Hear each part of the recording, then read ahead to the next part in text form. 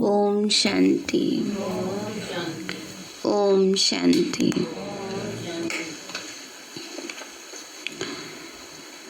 आज प्यारे बाबा की 4 तारीख के महावाक्य हैं। अव्यक्त महावाक्य हैं। रिवाइज कोर्स है 6 दिसंबर 1987 का।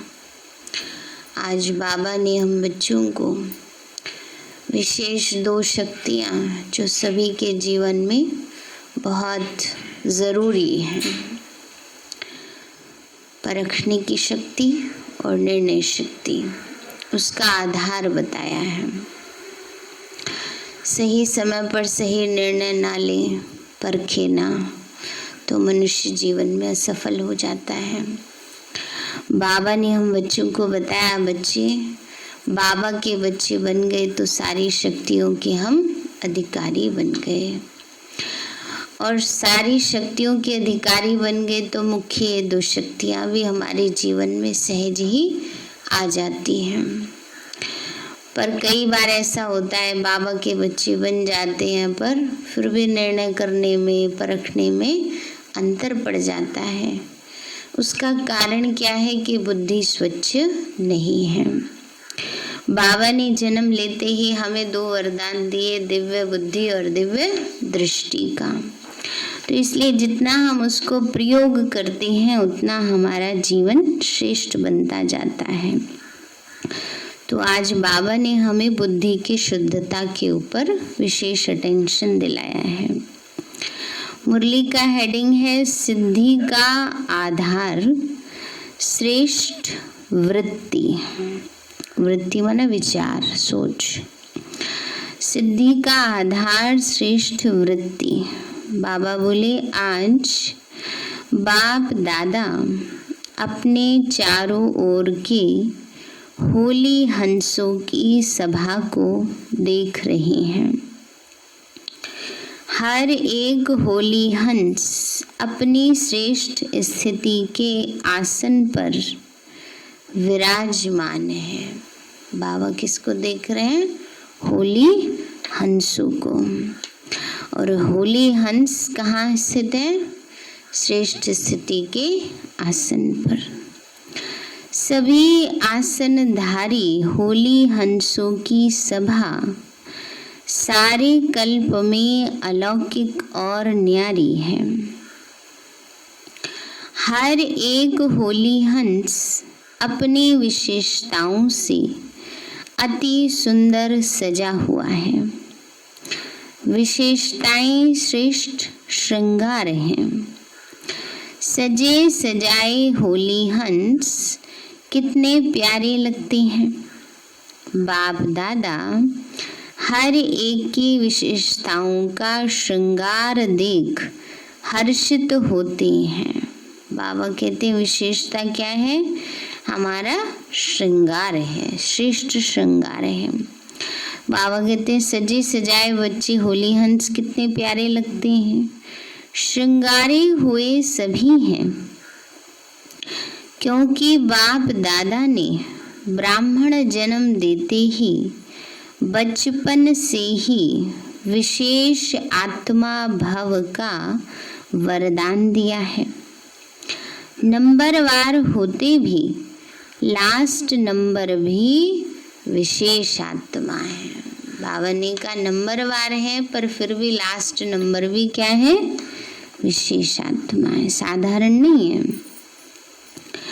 ब्राह्मण जीवन में आना अर्थात विशेष आत्मा में ही आ ही गए।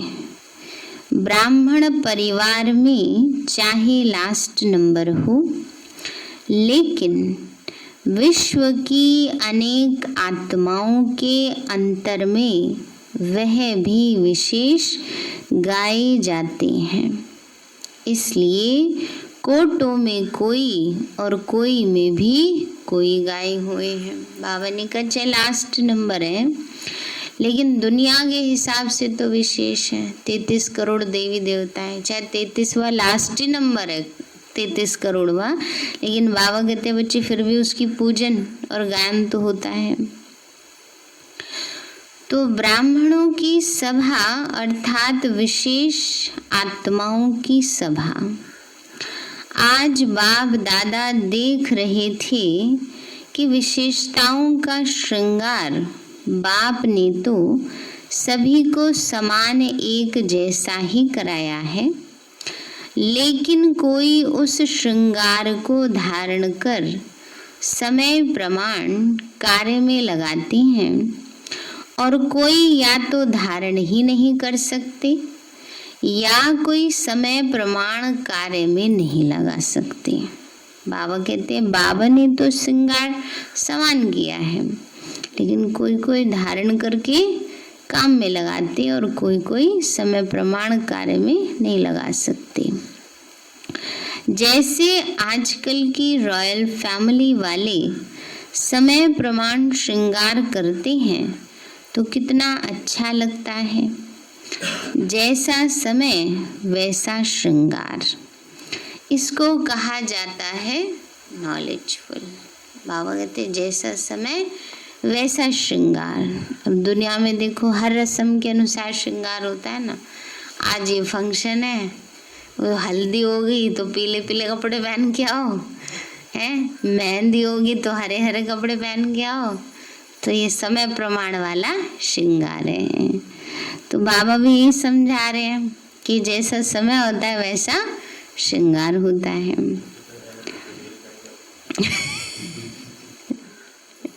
कोई शरीर छोड़ जाता तो वाइट वाइट पहन के आओ। तो बाबा कहते हैं बच्चे इसको कहा जाता है नॉलेजफुल। आजकल श्रृंगार के अलग अलग सेट रखते हैं। बाबा ने कहा बच्चे बाप दादा ने भी अनेक विशेषताओं के, अनेक श्रेष्ठ गुणों के कितने वैरायटी सेट दिए हैं। चाहे कितना भी अमूल्य श्रृंगार हो, लेकिन समय प्रमाण अगर नहीं हो तो क्या लगेगा। शादी में कोई सफेद कपड़े पहन के चला जाए, अच्छा लगेगा? कहेंगे कैसे कपड़े पहन के आ गए। तो बाबा कहते हैं बच्चे तो जैसा समय वैसा श्रृंगार अच्छा लगता है। बाबा ने कहा चाहे कितना भी अमूल्य श्रृंगार हो, लेकिन समय प्रमाण अगर नहीं हो तो क्या लगेगा। ऐसी विशेषताओं के, गुणों के, शक्तियों के, ज्ञान रत्नों के अनेक श्रृंगार बाप ने सभी को दिए हैं, लेकिन समय पर कार्य में लगाने में नंबर बन जाते हैं। भले यह सब श्रृंगार हैं भी, लेकिन हर एक विशेषता व गुण का महत्व समय पर होता है। होते हुए भी समय पर कार्य में नहीं लगाते तो अमूल्य होते हुए भी उसका मूल्य नहीं होता। जिस समय जो विशेषता धारण करने का कार्य है, उसी विशेषता का ही मूल्य है। जैसे हंस कंकड़ और रत्न दोनों को परख अलग अलग करके धारण करता है।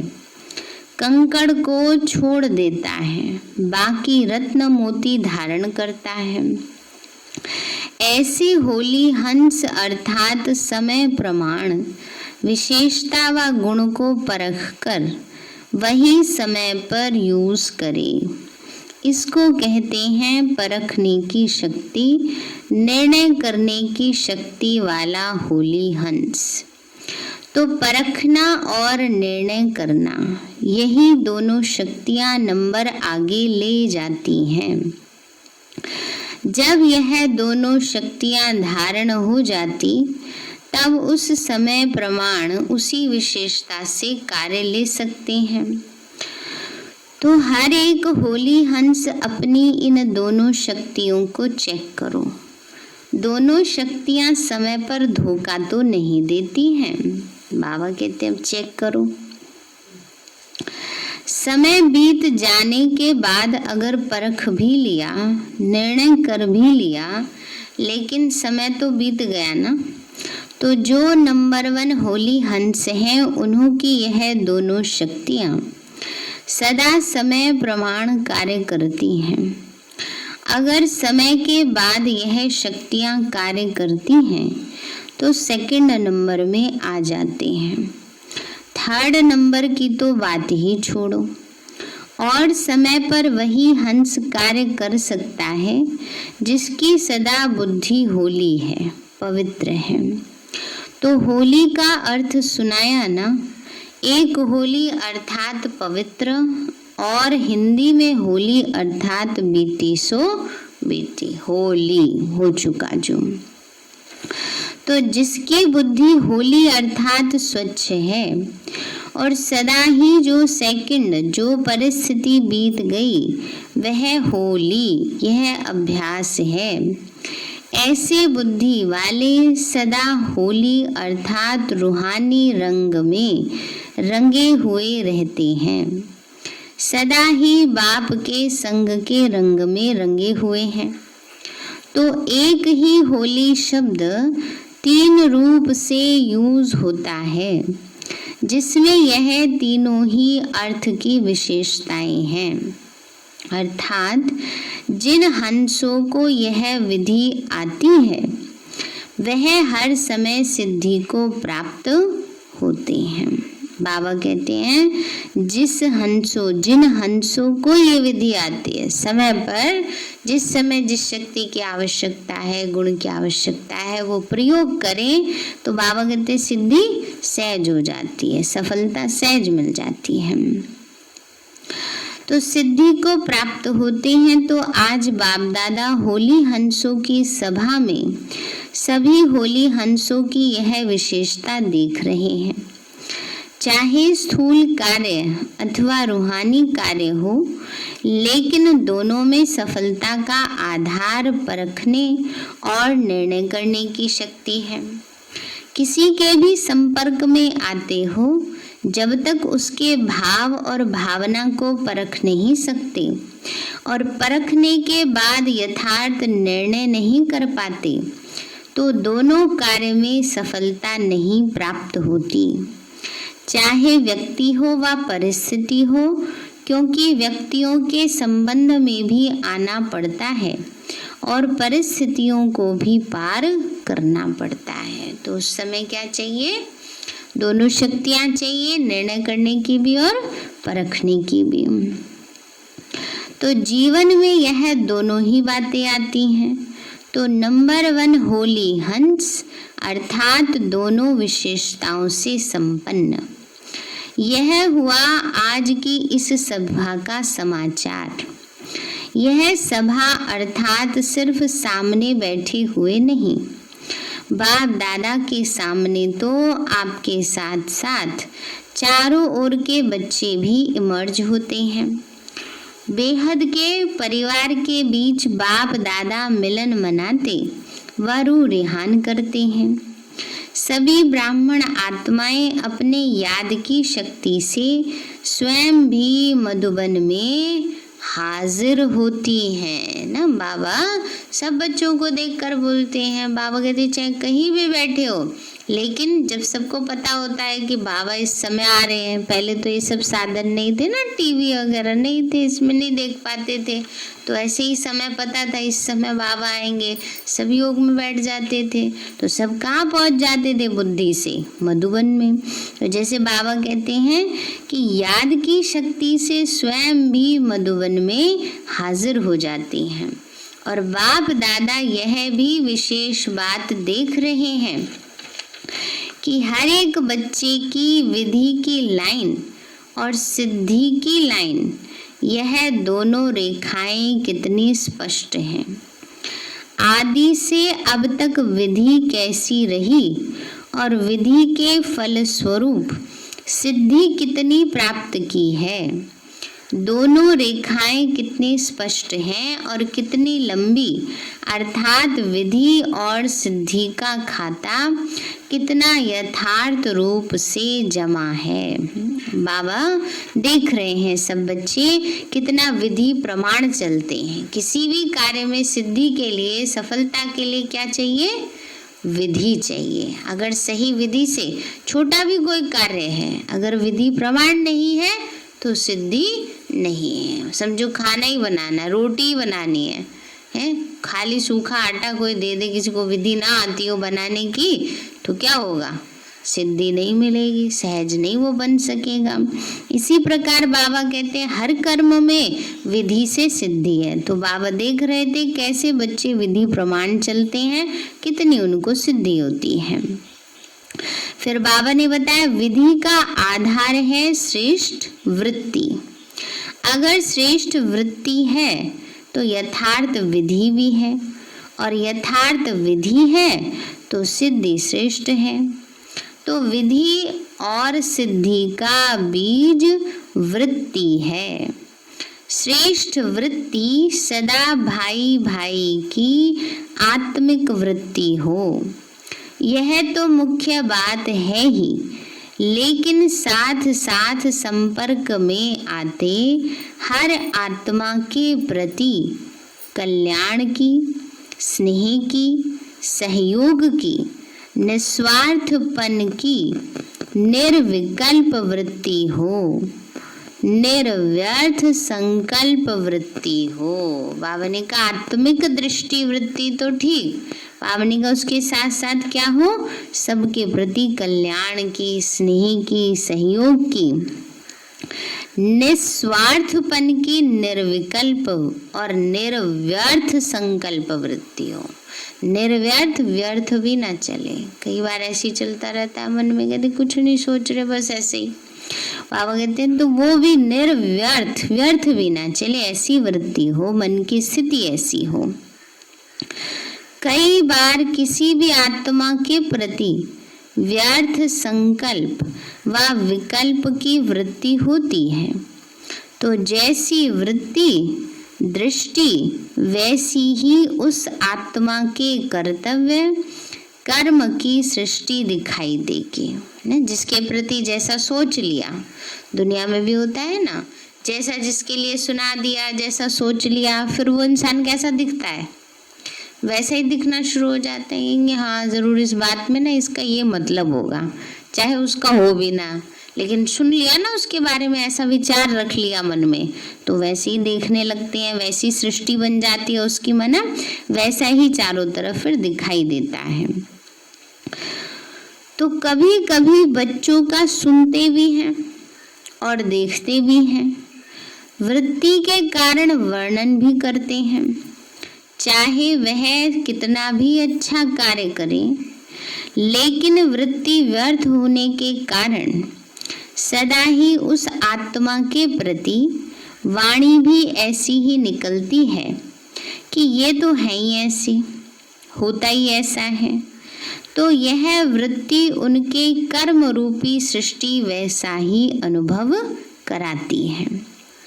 जैसे आप लोग इस दुनिया में आंखों की नजर के चश्मे का दृष्टांत देते हो। जिस रंग का चश्मा पहनेंगे क्या होगा?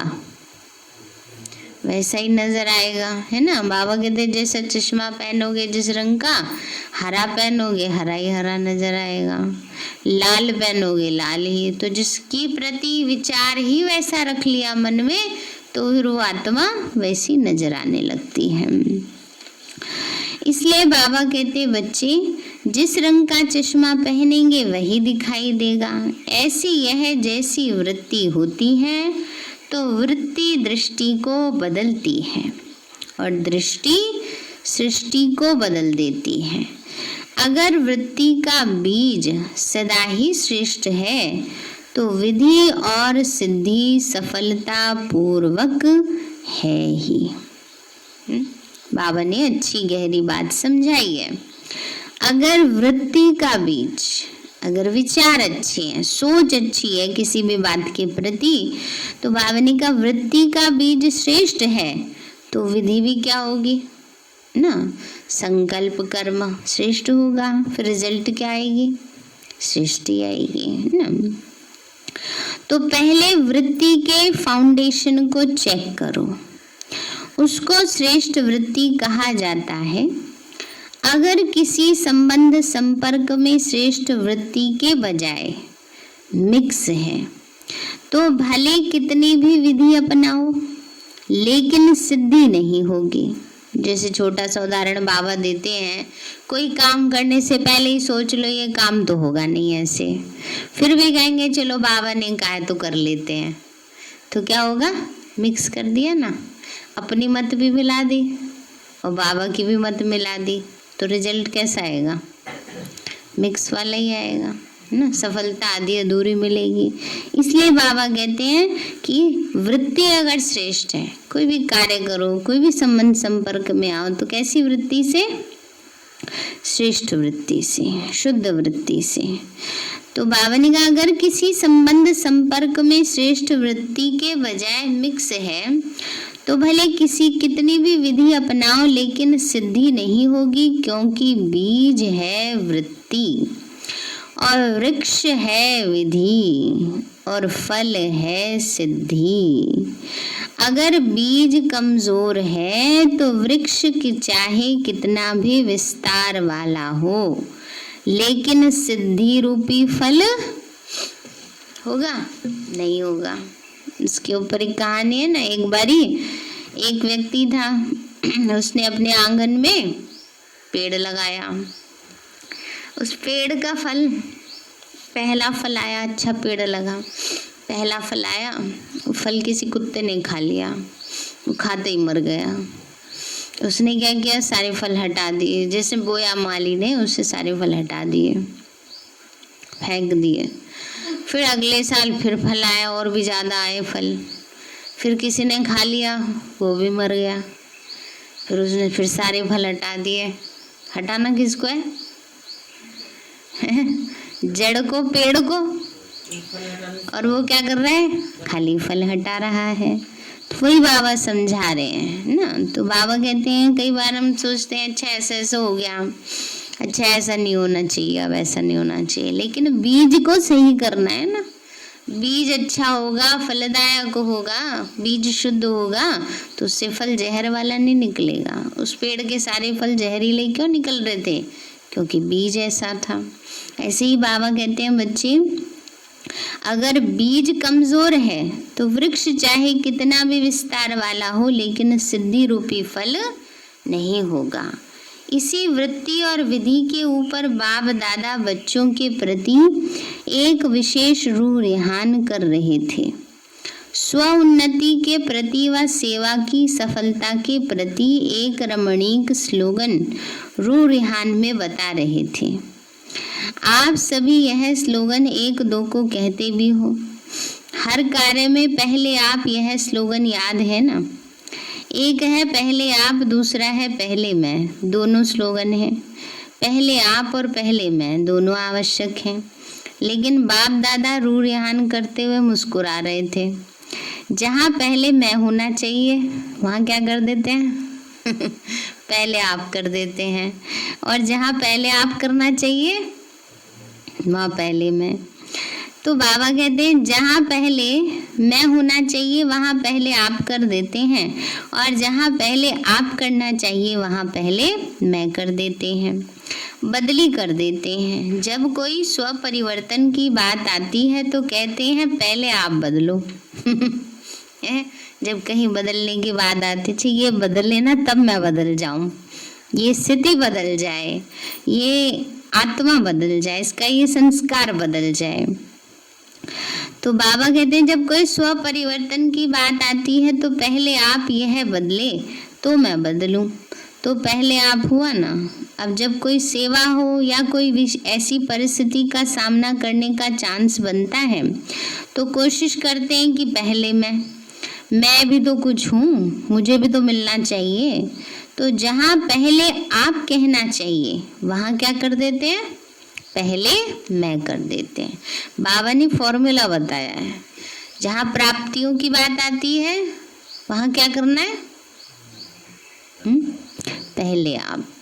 जहाँ पुरुषार्थ की बात आती है वहाँ पहले मैं, और कर क्या देते हैं, उल्टा। प्राप्ति में मुझे पहले मिलना चाहिए और पुरुषार्थ में पहले दूसरा तो करे, दूसरा तो बदले, पहले इन्हें तो बदलना चाहिए, करना चाहिए, ऐसे होना चाहिए। तो जहाँ अगर फॉर्मूला गलत यूज करेंगे तो रिजल्ट कैसे निकलेगी, है ना। बचपन में सबने मैथ्स पढ़ा है ना, उसमें कहाँ कौन सा फॉर्मूला यूज करेंगे तभी तो सवाल का जवाब सही निकलेगा ना। तो इसीलिए बाबा कहते हैं बच्चे ऐसे ही पहले मैं और पहले आप, बाबा ने फॉर्मूला दिया है पर ठीक से यूज नहीं करते। तो जहाँ पहले आप कहना चाहिए वहाँ पहले मैं कह देते हैं। सदा स्वमान में स्थित हो, दूसरों को सम्मान देना अर्थात पहले आप करना। सिर्फ मुख से कहो पहले आप और कर्म में अंतर हो, यह नहीं। स्वमान में स्थित हो, स्वमान देना है। स्वमान देना व स्वमान में स्थित होना, उसकी निशानी क्या होगी, उसमें दो बातें सदा चेक होंगी। जो खुद स्वमान में रहते हैं और दूसरों को सम्मान देते हैं। तो बाबा कहते हैं दो बातें चेकिंग करने के लिए, क्या है, एक होती है अभिमान की वृत्ति, दूसरी होती है अपमान की वृत्ति। ये दोनों कब आती हैं, जब देह अभिमान होता है, फीलिंग आएगी अपमान, मेरे इंसल्ट कर दी, अभिमान, मैं क्या किसी से कम हूँ। ये कब आते हैं, जब स्वमान में स्थित नहीं होते, देह अभिमान में होते हैं। तो ये निशानी है। तो बाबा कहते हैं जो स्वमान में स्थित होता है और दूसरों को स्वमान देने वाला दाता होता है, उसमें यह दोनों वृत्ति नहीं होंगी, ना अभिमान की ना अपमान की। ये तो करते ही ऐसे हैं, ये तो होता ही ऐसे है, तो यह भी रॉयल रूप का उस आत्मा का अपमान है। स्वमान में स्थित होकर सुमान देना, इसको कहते हैं पहले आप करना, समझा। और जो भी स्व उन्नति की बातें हों उसमें सदा पहले मैं का स्लोगन याद हो तो क्या रिजल्ट होगी, पहले मैं अर्थात जो ओटे सो अर्जुन, अर्जुन अर्थात विशेष आत्मा, न्यारी आत्मा, अलौकिक विशेष आत्मा। तो जैसे ब्रह्मा बाप सदा पहले मैं के स्लोगन से जो ओटे सो अर्जुन बनाना अर्थात नंबर 1 आत्मा बना, नंबर 1 का सुनाया नंबर 1 डिवीजन, वैसे नंबर 1 में तो एक ही होगा, तो स्लोगन है दोनों जरूरी। लेकिन सुनाया ना कि नंबर किस आधार पर बनते हैं, तो समय प्रमाण कोई भी विशेषता को कार्य में नहीं लगाते तो नंबर आगे पीछे हो जाते हैं, अभिमान में आ जाते हैं ना, मैं क्यों अपनी विशेषता यूज करूं, है ना, मुझे तो कहा ही नहीं, मैं क्यों कहूँ ना। तो ये क्या होता है, दे अभिमान में आ जाते हैं तो नंबर कट जाते हैं। तो बाबा कहते हैं बच्चे तो जो समय प्रमाण कोई भी विशेषता को कार्य में नहीं लगाते तो नंबर आगे पीछे हो जाती हैं। समय पर जो कार्य में लगाता है वो विन करता है ना। आशा दीदी अपना अनुभव सुनाती है इस बात के ऊपर कि एक बार कोई प्रोग्राम होना था, उस प्रोग्राम में उनको स्टेज सेक्रेटरी बनना था, जिसको एंकर कह देते हैं आजकल, है ना। स्टेज पे बोलते हैं ये होएगा ये होगा, है ना। तो कुछ बात हो गई, उन्होंने कहा दादी आज मैं है ना ये नहीं करूँगी प्रोग्राम में, नहीं ये सेवा नहीं करूँगी, मतलब स्टेज कंडक्ट नहीं करूँगी, आप किसी और से करा लो। तब दादी ने उन्हें कुछ नहीं कहा। इस आपने सुना होगा, जब दादी जी का अनुभव सुनाया था, उन्होंने सुनाया था, हमने पहले भी सुना हुआ है कई बार। तो दादी जी ने कुछ नहीं कहा, सिर्फ एक बात कही, क्या ये ज्ञान है? अब ज्ञान होगा तब ऐसी बात नहीं सोचेंगे ना। जो सेवा मिली है, जैसी जो बाबा ने दी है, उसको प्यार से करना है। ये नहीं आना चाहिए वो और बहुत है करने वाले, उनसे करा लो। ये क्या है? ये कहना तो बहुत बड़ा देह अभिमान है ना। फिर बाबा हमें क्यों देता सेवा वो, इसलिए या हमें तो कहा नहीं, हम क्यों करें? नहीं, अपने आप ऑफर करें ना, तब तो नंबर मिलेंगे। तो इसलिए बाबा कहते हैं समय पर जो कार्य में लगाता है वो विन करता है, अर्थात वन हो जाता है। तो यह चेक करो, क्योंकि इस वर्ष स्वयं की चेकिंग की बातें सुना रहे हैं। भिन्न भिन्न बातें सुनाई है ना, तो आज इन बात को चेक करना, आपके बजाय मैं और मैं के बजाय आप, ये तो नहीं कर देते हो। इसको कहते हैं यथार्थ विधि। जहाँ यथार्थ विधि है वहाँ सिद्धि है ही। और इस वृत्ति की विधि सुनाई दो बातों की चेकिंग करना, ना अभिमान की वृत्ति हो ना अपमान की वृत्ति हो, है ना। कि हमारे इंसल्ट कर दी ना, इंसल्ट कहाँ हो गई? ब्राह्मण परिवार है, बाबा के सब बच्चे हैं ना। तो इसलिए बाबा कहते हैं बच्चे किसी भी बात में अपमान की वृत्ति ना आए। जहाँ यह दोनों की अप्राप्ति है वहाँ ही स्वमान की प्राप्ति है। आप कहो ना कहो, सोचो ना सोचो, लेकिन व्यक्ति प्रकृति दोनों ही सदा स्वतः ही स्वमान देते रहेंगे। संकल्प मात्र भी स्वमान के प्राप्ति की इच्छा से स्वमान नहीं मिलेगा। निर्माण बनना अर्थात पहले आप कहना। निर्माण स्थिति स्वतः ही स्वमान दिलाएगी। बाबा कहते हैं बच्चे जो निर्माण स्थिति होगी वो स्वतः ही स्वमान दिलाएगी। स्वमान की परिस्थितियों में पहले आप कहना अर्थात बाप समान बनना। माना जहाँ सम्मान मिल रहा है वहाँ क्या करना है? दूसरों को पहले आप करना है। जैसे ब्रह्मा बाप ने सदा ही स्वमान देने में पहले जगदम्बा, पहले सरस्वती माँ, पीछे ब्रह्मा बाप रखा। ब्रह्मा माता होते हुए भी स्वमान देने के अर्थ जगदम्बा माँ को आगे रखा। हर कार्य में बच्चों को आगे रखा और पुरुषार्थ की स्थिति में सदा स्वयं को पहले मैं इंजन के रूप में देखा। इंजन आगे होता है ना, तो सदा यह साकार जीवन में देखा कि जो मैं करूँगा मुझे देख सभी करेंगे। तो विधि में, स्व उन्नति में व तीव्र पुरुषार्थ की लाइन में सदा पहले मैं रखा। तो आज विधि और सिद्धि की रेखाएं चेक कर रहे थे, समझा? तो बदली नहीं कर देना। यह बदली करना माना भाग्य को बदली कर देना। सदा होली हंस बन निर्णय शक्ति, परखने की शक्ति को समय पर कार्य में लगाने वाले विशाल बुद्धि बनो और सदा वृत्ति रूपी बीज को श्रेष्ठ बनाए। विधि और सिद्धि सदा श्रेष्ठ अनुभव करते चलो। पहले भी सुनाया था कि बाप दादा को बच्चों से स्नेह है। स्नेह की निशानी क्या होती है? स्नेह वाला स्नेही की कमी को देख नहीं सकता। सदा स्वयं को और स्नेही आत्मा को संपन्न समान देखना चाहते हैं। समझा? तो बार बार अटेंशन खिंचवाते हैं, चेकिंग कराते हैं। यही संपन्न बनाने का सच्चा स्नेह है। अच्छा, अभी सब तरफ से पुराने बच्चे मेजॉरिटी में हैं। पुराना किसको कहते हैं, अर्थ तो जानते हो ना। बाप दादा पुरानों को कहते हैं सब बातों में पक्के। पुराने अर्थात पक्के। अनुभव भी पक्का बनाता है, ऐसा कच्चा नहीं जो जरा भी माया बिल्ली आए और घबरा जाए। सभी पुराने पक्के आए हो ना, मिलने का चांस लेने के लिए सभी पहले मैं किया तो कोई हर्जा नहीं। लेकिन हर कार्य में कायदा और फायदा तो है ही। ऐसे भी नहीं कि पहले मैं, तो इसका मतलब 1000 आ जाए। बाबा कहते हैं ऐसे भी नहीं। मिलने का चांस मिला बाबा से तो सभी आ जाए ना। बाबा कहते हैं फिर ये भी नहीं होना चाहिए। साकार सृष्टि में कायदा भी है और फायदा भी है।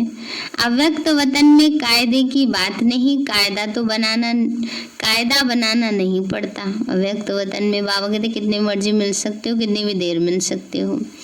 अव्यक्त मिलन के लिए मेहनत लगती है, साकार मिलन सहज लगता है, इसलिए भाग आते हैं। लेकिन समय प्रमाण जितना कायदा उतना फायदा। बाप दादा थोड़ा भी इशारा देते हैं तो समझते हैं कि अब पता नहीं क्या होने वाला है। अगर कुछ होना भी होगा तो बता कर नहीं होगा। सुना, बाबा ने पहले ही कह दिया है।